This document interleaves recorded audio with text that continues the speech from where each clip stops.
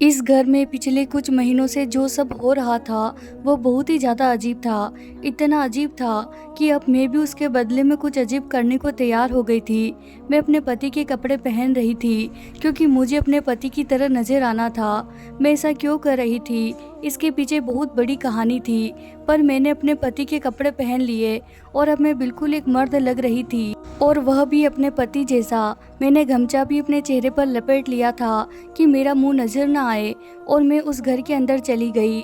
अभी मैं घर के अंदर गई ही थी कि मैंने भारी सी आवाज में कहा, आ गया हूँ मैं। और उसके बाद जो वहाँ पर हुआ वह देखकर मैं हैरान रह गई। वह सारी औरतें मेरी तरफ ऐसे लपकी थी कि जैसे मैं आम आदमी नहीं बल्कि कोई बहुत बड़ा हीरो हूँ। और उसके बाद उन्होंने मुझे एक झूले पर बिठा दिया, मेरे आसपास बैठ गई। एक औरत मेरे पैर दबाने लगी तो दूसरी औरत मेरा सिर दबाने की कोशिश करने लगी, और तीसरी औरत ने तो मेरे साथ ऐसा किया कि मेरे पति का नाम राकेश था। बहुत ही रंगीन मिजाज आदमी था, लेकिन वह उन लोगों में से था जिसे खूबसूरती देखने का शौक था, लेकिन बाद में हाथ लगाने की हिम्मत नहीं करता था। बस दूर से लड़कियों को देखता था, क्योंकि बाजार में औरतों के कपड़ों की दुकान थी। पूरे दिन उसकी दुकान पर औरतें आती थी और उसे यह आदत पड़ गई थी। पर मुझे पता था कि वह ऐसी वैसी हरकत करने के लिए काबिल नहीं है। और अब हम घर बदल रहे हैं। मेरे पति ने कहा कि आसपास देख लेंगे, जो घर सबसे अच्छा हुआ उसी से ज़्यादा मेल मिलाप रखेंगे। मैंने कहा कि हाँ ठीक है। पहले हम लोग किराए पर रहते थे और किराएदार की कोई मोहल्लेदारी नहीं होती थी, लेकिन जहाँ अपना घर होता है वहाँ पर मोहल्ले में पड़ोसियों के साथ अच्छी बात हो तो उसका फ़ायदा ही होता है। पर आजकल हर कोई इस काबिल नहीं होता, लोग बड़े अजीब होते हैं। मेरे पति ने कहा कि तुम अकेली रहती हो और मैं भी पूरा दिन दुकान पर होता हूँ, इसीलिए किसी न किसी से यारी दोस्ती बनानी ही पड़ेगी। हम लोग एक नए मोहल्ले में आ गए। यह मोहल्ला बहुत भरा हुआ था, यहाँ बहुत सारे घर थे, बड़ी रौनक थी। मैं भी खुश थी कि मेरा अपना घर बन गया था। मेरा पति काम बहुत ही अच्छी तरह से करता था, पूरा दिन दुकान पर बैठा रहता था। मुझे उससे कोई भी मसला नहीं था। जब हम लोग यहाँ पर आए तो साथ वाले घर में एक पति पत्नी रहते थे।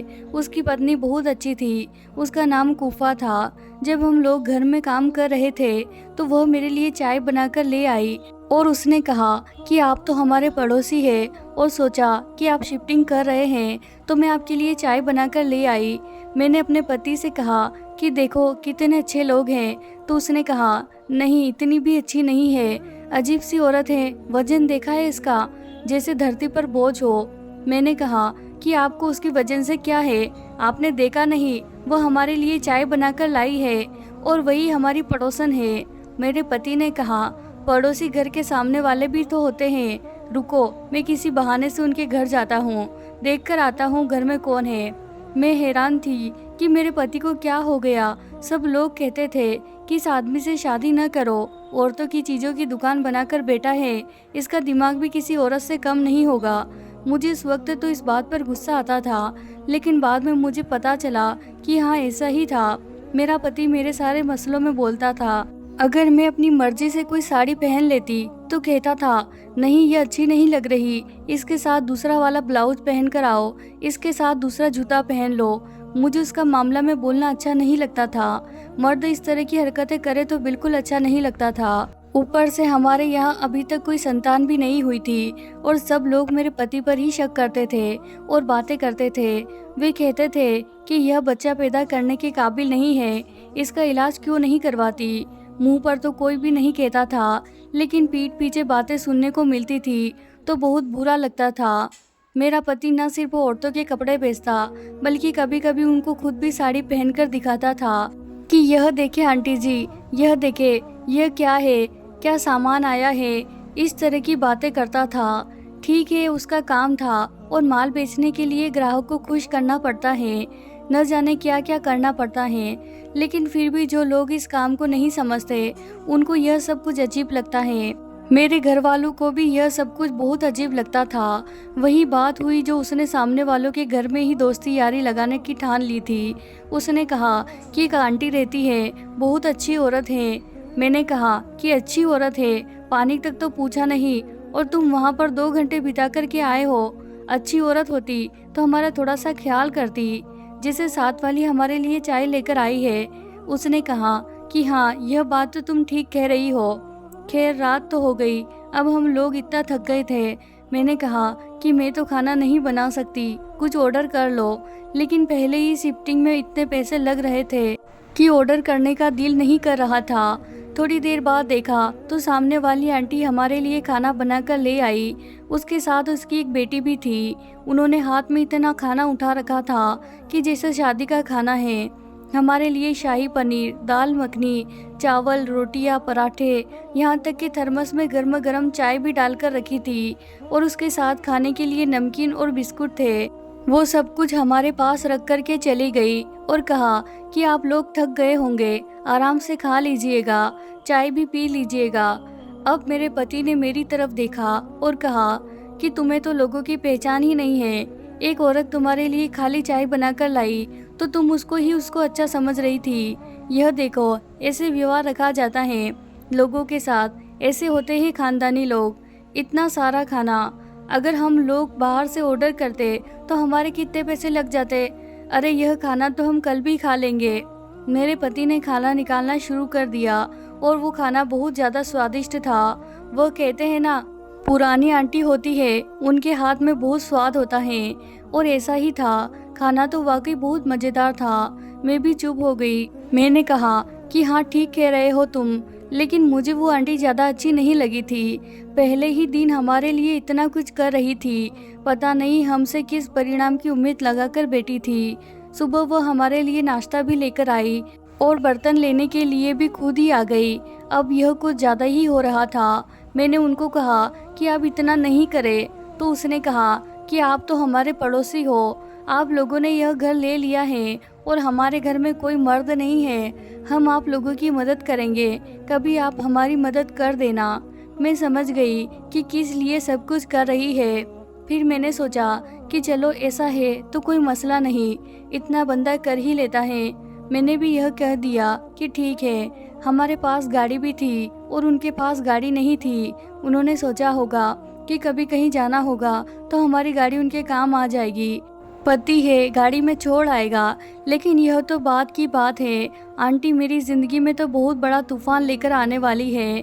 हमारा घर सेट हो गया, ज़्यादा वक्त नहीं लगा। हम लोगों ने बड़ी अच्छी तरह से शिफ्टिंग की थी, चीज़ों को बहुत तरीके से रखा था। जो चीज़ें पुरानी थी उनको वहीं पर छोड़ दिया था। मेरा घर सेट हो गया था, मैं बहुत खुश थी। अब मैंने पूजा रखनी थी और उसकी तैयारियों में लगी थी। इसमें भी उस आंटी ने, उसकी बेटियों ने बहुत साथ दिया। जब मैं उनको पूजा में आमंत्रित करने गई तो मुझे यह पता चला कि उनके घर में तो बेटियां ही बेटियां थी। उनकी तो 3-4 बेटियां थी और सभी इस कदर खूबसूरत और दुबली पतली एक ही उम्र की लगती थी। उसने कहा कि इनमें 1-1 साल का फ़र्क है, लेकिन जवान हो गई हैं तो एक जैसी लगती हैं। मैंने कहा कि आपने इनकी शादी नहीं की?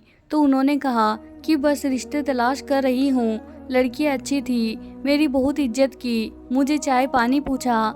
एक लड़की तो मेरे पास आकर बैठ गई। उसने कहा मेरा नाम रेखा है और कहा कि दीदी, आप थक गई होगी, आपने अकेले इतना बड़ा घर शिफ्ट कर लिया, मैं आपके पैर दबा देती हूँ। मैंने कहा कि नहीं नहीं, तुम मेरे पैर मत दबाओ, अच्छा नहीं लगता। मुझे बड़ा अजीब लगा, मुझे यह सब कुछ ज़्यादा ही लग रहा था।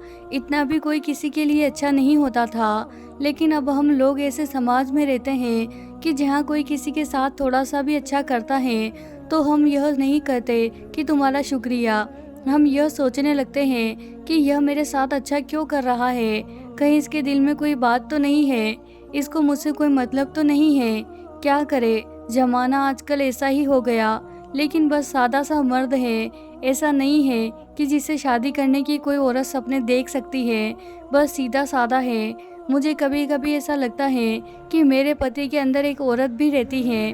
औरतों की बातें करना उनको बहुत ज़्यादा अच्छा लगता है, तो कहने लगते हैं कि तुम तो पागल हो। अरे, मर्द तो मर्द होता है, और उन औरतों के लिए यह मर्द नहीं है। सिर्फ एक अपनी दुकान की वजह से मैं औरत बनता हूँ, वरना ये औरतें दुकान तक हड़प के खा जाएंगे और तुम हाथ मलती रह जाओगी।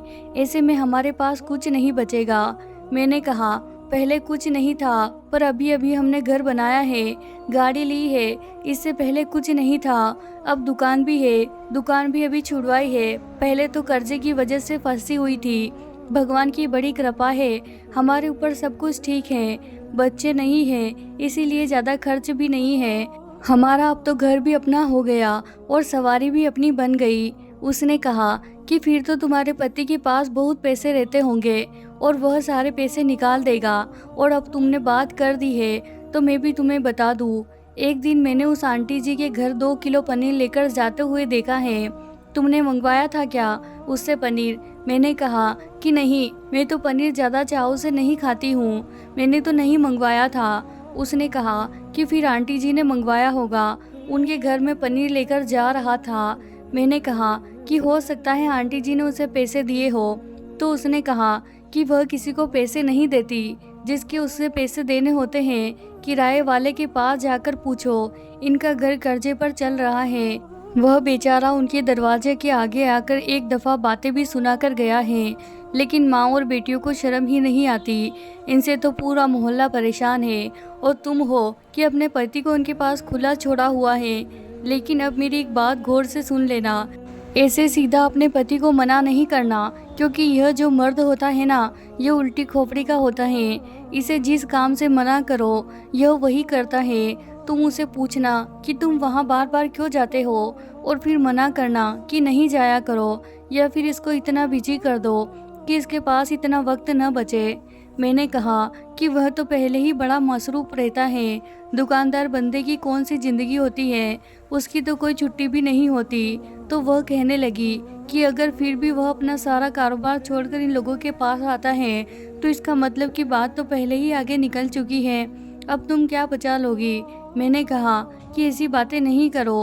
उसने कहा कि मेरी मानो बहन, अपने पति को बचा लो। तुमने आजकल के ड्रामा फिल्मों में नहीं देखा यह सब कुछ कितना हो रहा है। मैं उसके पास बैठकर मेरा तो सर चकराने लगा था। बातें तो उसकी सारी ठीक थी। रात में तो मैंने अपने पति से बात करने की कोशिश की। मैंने कहा कि यह बार बार सामने वाली आंटी के घर क्यों चले जाते हैं और आप मुझे बताते भी नहीं हैं, पूछती हूँ तो गुस्सा हो जाते हैं। उसने कहा कि मैं बार बार नहीं जाता, उसको काम होता है तो वह बुला लेती है। मैंने कहा कि अगर उसको इतने काम है तो वह काम पर किसी आदमी को क्यों नहीं रख लेती। इस घर में भी कुछ काम रहते हैं जो अभी नहीं हुए। अपने घर के काम तो आपने कभी नहीं किए। इस बात पर मेरा पति गुस्सा करने लगा और आज मुझसे इस तरह से बोलने लगा जैसे आज तक नहीं बोला था। मैं तो हैरान थी कि इसके अंदर इतना गुस्सा कहाँ से आ गया। उसने कहा कि सारा घर तो बदल कर दिया है, तुम अभी भी कहती हो कि मैं काम नहीं करता। मैंने कहा कि अच्छा गुस्सा ना करे, मुझे तो उसे डर लगने लगा था, क्योंकि इससे पहले वह कभी भी इस तरह से मुझ पर चिल्लाया नहीं था, क्योंकि मैं उसे रोक नहीं पा रही थी। वह सामने वालों के घर जाता था, बार बार जाता था, उनके लिए चीज़ें भी लेकर जाता था। वह भी बार बार उसे फ़ोन करके बुलाती थी। एक दिन मैं चली गई और सोचा कि आज सीधा जाकर कह दूंगी कि मेरे पति को ना बुलाए, पर जैसे ही मैं अंदर गई तो उन लोगों ने मेरी इतनी सेवा की कि मैं हैरान रह गई। एक लड़की ने देखा कि मेरे पाँव पर मिट्टी लगी हुई है तो उसने मेरे पाँवों की मालिश शुरू कर दी। दूसरी ने मेरे लिए चाय बना ली, तीसरी हलवा बना लिया और एक ने कहा, दीदी आपका सर दबा देती हूँ, आप बहुत थकी हुई लग रही है, अकेली रहती हैं, आपके बाल खराब हो रहे हैं, किसी ने कभी आपके सर में तेल नहीं लगाया। मैं लेट गई। उन्होंने मेरी इतनी सेवा की कि मैं जो बात करने गई थी वह कह ही नहीं पाई, मुझे मौका ही नहीं मिला। मैंने उनसे कुछ बोल ही नहीं पाई और वहाँ से वापस आ गई। लेकिन रात को मैं यह सोचने लगी कि अगर यह लोग मेरी इतनी सेवा करते हैं तो मैं कुछ नहीं बोल ही नहीं पाई, तो इसका मतलब है कि यह मेरे पति के साथ भी ऐसा ही करती होगी, तभी वह बार बार वहाँ जाता है। रात हुई तो मैंने सोचा कि पति की सेवा खुद ही कर लेनी चाहिए, वैसे भी यह मेरा धर्म है, यह नहीं हो उसे वहाँ जाना पड़े। मैंने कहा मैं आपके पैरों की मालिश कर देती हूँ। तो उसने कहा तुम्हें आज यह ख्याल कैसे आया? मैंने कहा मुझे ख्याल नहीं आएगा तो किसको आएगा, मैं पत्नी हूँ आपकी, सेवा करना तो मेरा ही काम है ना। उसने कहा लेकिन मेरे पैरों में दर्द नहीं है, फिर मैं कौन सा काम करता हूँ जिससे मेरे पैरों में दर्द हो जाए। मैंने कहा, तो फिर सर में तेल लगा देती हूँ। दूसरे का क्या? सर में तेल नहीं लगाना, नहीं तो सुबह मुझे बाल धोने पड़ेंगे, मुझे जल्दी जाना है।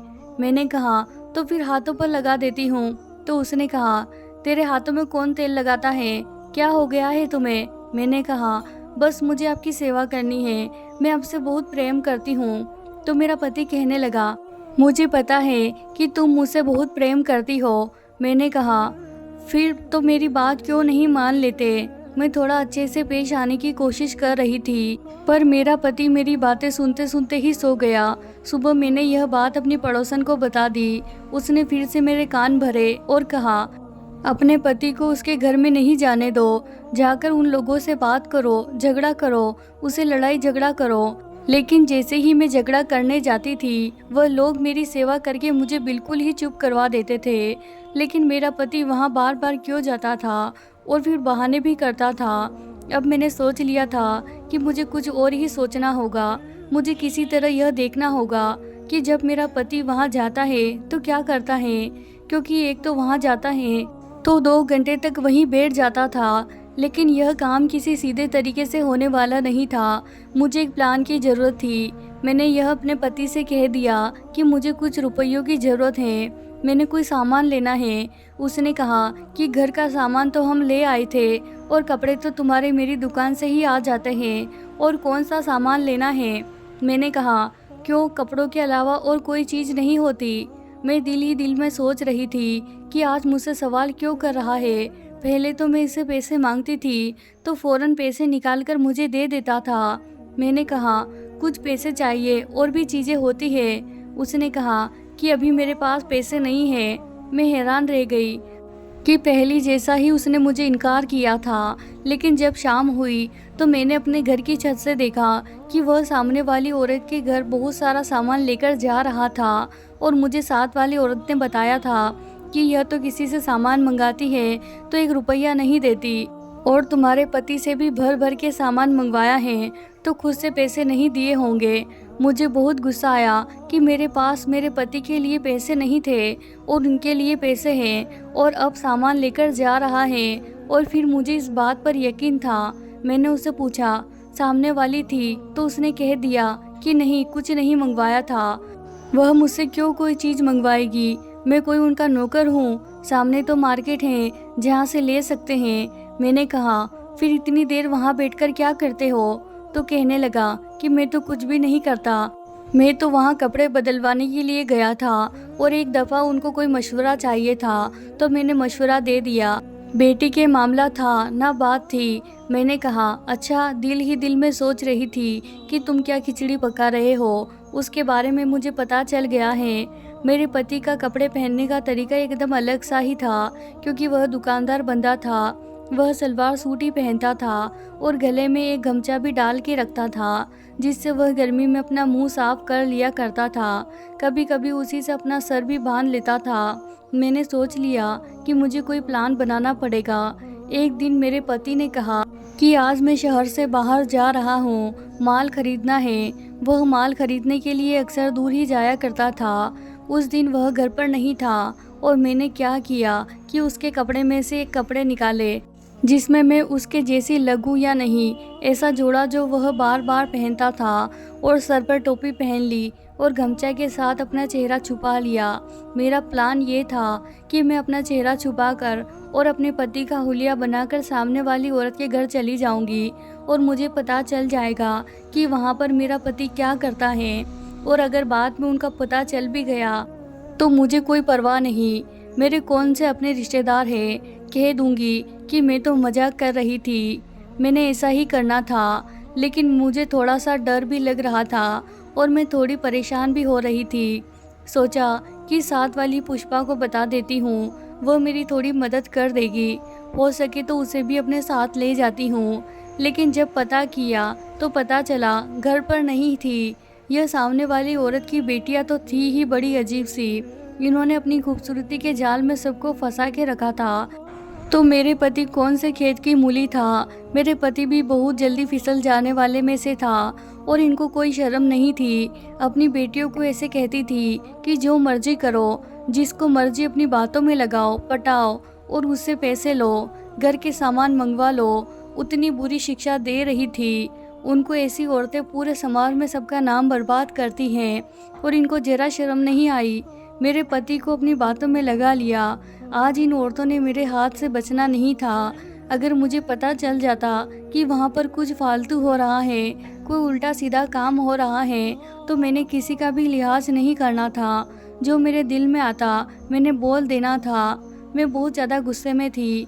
अकेले जाते हुए डर भी रही थी, लेकिन अब मुझे अकेले ही जाना था क्योंकि पुष्पा तो घर पर थी ही नहीं, इसीलिए मुझे खुद ही जाना था। काम थोड़ा मुश्किल था पर करना तो था ही। तो मैं रात के समय घर में गई और अक्कल से काम लेते हुए मैंने ऐसा किया कि पहले से ही बिजली बंद कर दी ताकि वह लोग मुझ पे ज़्यादा ध्यान नहीं करे। मैंने जैसे ही घर में पाँव रखा तो आंटी जी ने कहा, आ गया तू? राकेश बेटा देख, अचानक से बिजली को क्या हो गया? आ जा, इधर मेरे पास बैठ जा। मैं जाकर बैठी थी कि उनकी सारी बेटियां मेरे आसपास बैठ गई। एक बेटी तो पैरों में बैठ गई और एक ने मेरा बाजू पकड़ लिया। और फिर उसके बाद जो वहाँ पर हुआ वह देखकर तो मेरी आंखों में से आंसू ही आ गए। मुझे ऐसे लगने लगा कि जैसे मैं इस दुनिया की सबसे ज़्यादा बुरी और सबसे ज़्यादा गलत सोचने वाली औरत हूँ और मेरे दिमाग में बहुत ज़्यादा गंदगी भरी है, क्योंकि जो मैंने सोचा था ऐसा कुछ भी नहीं था। वह कहने लगी, भैया भैया आपके लिए चाय लेकर आई है। भैया आपने हमारा काम कर दिया है। भैया आप कैसे हैं? अरे आप आज इतनी कमज़ोर क्यों लग रहे हैं? यह लाइट कैसे बंद हो गई? उनकी ज़बान तो भाई भाई बोलते हुए रुक ही नहीं रही थी। मैंने बहाना किया, 1 मिनट में लाइट देखकर आता हूँ, और जल्दी जल्दी उठकर वहाँ से घर आ गई। मैं यह कैसे भूल गई कि इन बेचारियों का कोई भाई नहीं था और इस औरत का कोई बेटा नहीं था। इसीलिए शायद उन्होंने मेरे पति को ही अपना बेटा और भाई समझ लिया था, वरना वह ऐसा क्यों कहती। मैं वापस नहीं गई। वह लोग मुझे बुलाने के लिए आई और कहा कि राकेश भैया हैं, तो मैंने कहा कि नहीं, वह घर पर नहीं है। पहले थे लेकिन चले गए। कहने लगी, पता नहीं दीदी क्या हुआ है, लाइट खराब हो गई। मैंने कहा कि ठीक हो जाएगी। फिर मैंने खुद ही जाकर लाइट का बटन भी ठीक कर दिया, लेकिन मुझे बहुत बुरा लग रहा था। इसीलिए जब मेरा पति घर आया तो मैंने उसको सब कुछ बता दिया। रोना शुरू कर दिया। वह भी हैरान रह गया। उसने कहा कि नीतू, मुझे नहीं पता था कि तुम इतना ज़्यादा सोचोगी, लेकिन उन्होंने मुझे अपना भाई बना लिया क्योंकि उनका कोई भाई नहीं था। वह सब बहुत अच्छी हैं। मैं तो सिर्फ उनकी मदद कर रहा था, उनके घर के काम कर लेता था, उनको कोई चीज़ लेकर दे देता था, और मेरी दुकान से भी वो लोग काफ़ी सामान ले रहे थे। उनकी बड़ी बेटी की शादी होने वाली है, इसीलिए आंटी मुझसे मशवरा करती थी। मुझे नहीं पता था कि तुम इतनी परेशान थी। अगर तुम्हें ज़्यादा परेशानी थी तो तुम्हें मुझसे बात करनी चाहिए थी ना। मैंने कहा, जी हाँ, लेकिन मैंने पुष्पा से बात की थी और पुष्पा ने तो मुझे इन लोगों के बारे में बहुत गलत बताया था। बाद में एक ऐसी बात पता चली जब मैं भी हैरान रह गई, क्योंकि पुष्पा ने अपने भाई के लिए इनकी बड़ी बेटी का रिश्ता मांगा था, लेकिन इन लोगों ने मना कर दिया था क्योंकि पुष्पा का भाई शराबी था। तब से वह उनकी दुश्मन हो गई थी और उनको पूरे मोहल्ले में बदनाम करती फिरती रहती थी। यह सुनकर तो मैं हैरान रह गई। मेरे पति ने ठीक कहा था कि वह अच्छी नहीं है। उसने पहले दिन ही कुछ बातें देख ली थी। मैं तो इसे सोचती थी कि मेरा पति उसे बुरा कह रहे हैं, लेकिन सचमुच बुरी थी, जो किसी की बेटियों को इस तरह से बदनाम कर रही थी। अच्छी कैसे हो सकती थी? वह लड़कियां बहुत अच्छी थी। तभी तो जब मैं चाहती थी तो वह मेरी इतना सेवा करती थी। अगर वह मेरे पति के साथ बुरी होती तो फिर मेरी इतनी सेवा क्यों करती? उसके बाद ही रक्षाबंधन आया। उन सब ने मेरे पति को राखी बांधी और मेरे पति ने उन सबको तोहफा भी दिया था। उसके बाद से हम लोग एक परिवार की तरह रहते थे। आहिस्ता आहिस्ता उनकी शादियां भी होने लगी। शादी पर उन्होंने सारा माल सामान मेरे पति की दुकान से ही लिया था। इस तरह हमें फ़ायदा भी हो रहा था और उन लोगों को भी हमारा फ़ायदा था। इसके बाद भी हमें उन लोगों से कोई मसला नहीं हुआ। जब मेरे यहाँ संतान हुई तो आंटी जी ने बहुत ख्याल किया, उन्होंने ही बच्चे को संभाला। मैं तो इतनी ज़्यादा बीमार हो गई थी कि मुझसे उठा भी नहीं जा रहा था। अगर आंटी जी और उनकी बेटियां नहीं होती तो पता नहीं मेरा क्या होता। अपने ही साथ छोड़ गए, लेकिन परायों ने साथ दिया। मेरे घर को साफ किया, मेरे पति के लिए खाना बनाया, मेरे बच्चे का ख्याल किया, मेरा ख्याल किया। आंटी जी के पास बड़े बड़े नुस्खे थे। उन्होंने मुझे इतना प्रेम दिया, इतना ख्याल किया कि मैं बहुत जल्दी ठीक हो गई। अगर मेरी माँ होती तो शायद वह भी इसी तरह मेरा ख्याल रखती। पुष्पा के साथ मैंने दोबारा कोई दोस्ती यारी नहीं रखी, बस दूर से ही हेलो हाय कर लेती थी। उसको भी पता चल गया था कि मुझे पता चल गया है कि वह क्या सोचती है और वह मेरे जरीन लोगों को नुकसान पहुंचाना चाहती थी। यह तो शुक्र है कि मेरे पति ने मुझे सारी बात बता दी। आप लोग बताओ कि आप लोगों के साथ भी कभी ऐसा हुआ है कि जिसके बारे में जो सोचा हो वैसा ना निकला हो। हाँ हाँ, यह समाज बहुत बुरा है, यहाँ पर लोग बहुत बुरे हैं। लेकिन यह किसने कहा था सारा समाज ही बुरा है? हर कोई बुरा नहीं होता, कुछ लोग अच्छे भी होते हैं। और अगर आपने किसी के साथ बुरा नहीं किया तो आपके साथ बुरा नहीं होता। भगवान आप सभी लोगों को हमेशा खुश रखे। अपनी कहानी सुनाने का यही मकसद था मेरा कि आप लोग भी इस बात को समझे कि कभी कभी आपको देखा भी गलत होता है। कुछ लोग आपके लिए अच्छे होते हैं और कुछ लोग बहुत बुरे होते हैं। दोस्तों, अगर हमारी कहानी आपको अच्छी लगे तो चैनल को सब्सक्राइब कर दे और लाइक भी कर दे। धन्यवाद दोस्तों, साथ ही कमेंट भी करें।